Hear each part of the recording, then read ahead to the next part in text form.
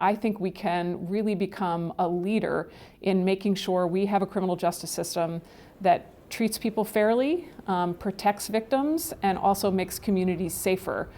even if that's going to mean some bold changes. A lot of people who have been incarcerated, they really could be better served by some other set of services, whether that's services for substance abuse, services for mental health challenges, and we need to be thinking about those kind of alternatives and investing in them. Lieutenant Governor Garlin Gilchrist, along with Supreme Court Chief Justice Bridget McCormack, are among 21 members of Michigan's newly created jail task force. Set up by Governor Gretchen Whitmer last spring, the task force is traveling around the state with public hearings, like this one last week at Wayne State University, to see what changes can be made to expand alternatives to jail and take a hard look at the numbers. According to data from the Pew Charitable Trust, nearly 2/3 of jail admissions are for misdemeanor charges, and the demographics of who is behind bars is changing. Also seeing that a lot of women are being locked up in those rural jails for really nonviolent offenses, for drug possession or substance abuse disorder, or also for shoplifting. And so these nonviolent offenses, things that could probably be treated by citation rather than arrests, things that could be treated by other sorts of pretrial services, and deflecting them to, again, some other sort of